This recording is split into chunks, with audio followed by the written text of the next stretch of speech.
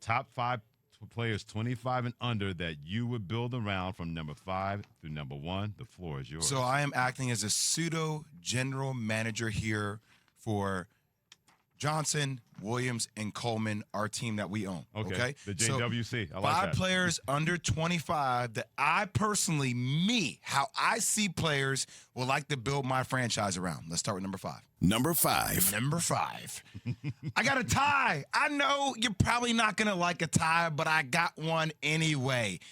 I got LaMelo Ball on one hand, and I give my boy Keyshawn Johnson a lot of credit. He's been yelling it from the mountaintops that LaMelo Ball has a legit chance to be the face of the NBA one day. Between social media, between the style in which he plays, I think the only thing that may hold him back to a degree is the market. We'll see if he stays down there, but I think he has a chance. LA is calling. And there's always a political push for Key to get somebody to LA. I got LaMelo Ball actually in a tie with my boy down in the ATL in Trae Young. Now, people probably say, how could you do that? Because Trae Young has been phenomenal. You saw him ball out last year at Madison Square Garden when they beat the Knicks. Trae Young is incredible. It's just the size of that, right? The size and the frame of Trae Young a little bit worry me, but I got them for a tie at number 5. Let's go number 4. That would be your cue. Number 4. Yeah, Cam. There it is, Cam. We're a little bit late. It's our first time doing this. We're going to work on it. Number 4. Number 4. That's what we do. Accountability on my. I'm sorry. Am I the GM? Is this my team?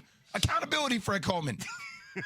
Number 4. I didn't even call you Freddie. Number 4. I know that's the other side of this. I feel like my mama talking the about final 3 letters of my first name. Wow. Devin Booker. I mean, D-Book is nasty. And look, he has a lot of that Kobe Bryant mentality in him as a 2 guard. The way he shoots the ball is absolutely pure. People question around, can he keep it at a high level consistently throughout the course of the year? I think we're seeing Devin Booker really blossom into a superstar in the league. He kind of fits right there in that cusp at 25, about to turn 26, so I was able to squeeze him in. That's number 4. Number 3. Man, let's go to Memphis. Let's go to Ja Morant. Now, probably people think I'm crazy because I got Ja at number 3. I'm just saying what he's been doing this year has been spectacular.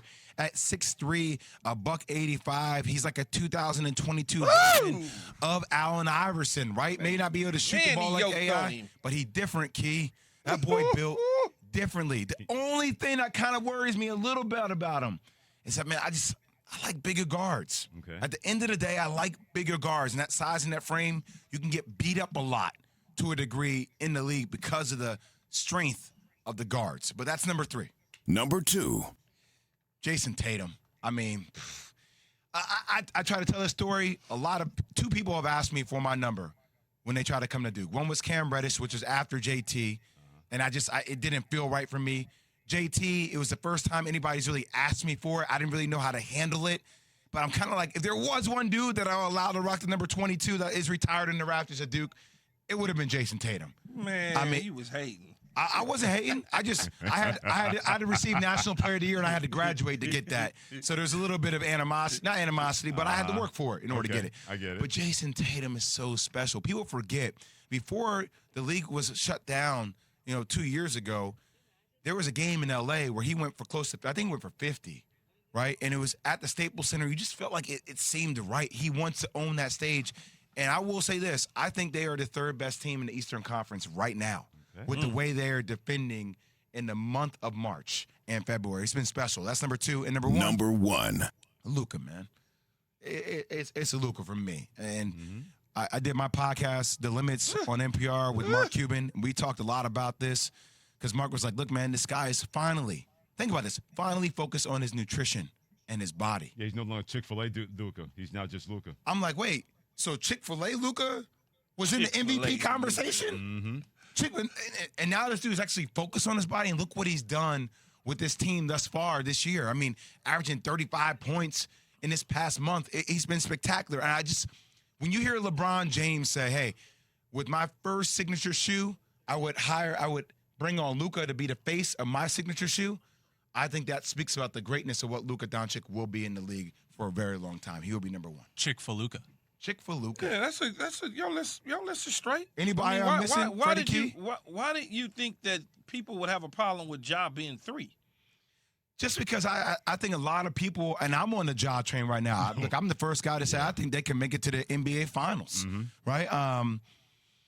I think it's hard not to fall in love with Ja Key. Like, you know how you said when you Absolutely. but when you focused in on Kyrie play, you're like, damn.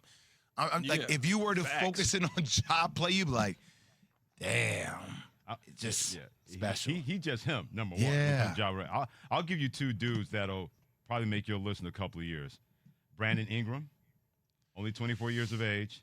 The Slim Reaper is carrying New Orleans. There's only one Slim Reaper. Yeah. Well, he doesn't want that nickname. There's only one Slim Reaper. He's KD. He doesn't want that nickname, so you got to give it to Brandon Ingram. The only question I have about BI is there that fire every night?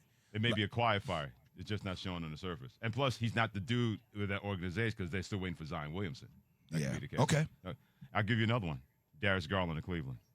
Yeah, but see, once again, tiny. Like, I don't want to say. I stopped myself. You have to. I stopped Keith myself. was waiting to pounce. He over here. You see a little smile. See him looking from the side. Look at him. What you about to say? Did you say Darius Garland was tiny? Is that what I thought you it's said? not that though. Like here's my thing. I'm 6'2". I know I'm small in the big scheme of things, but I'm 200 pounds, right? It's like when you go against Chauncey, like that frame is different. Chauncey Billups is 215 pounds. When I see guards, they're like $180. I'm like, well, Garland's 6'1", 192. He's built like an NFL cornerback. Is he really 190? I'm just going by the listing. Don't get on me. Well, if you went by my program height, I was 6'3", 205. Well, that's a Krzyzewski thing. No, that's just a smaller guard thing.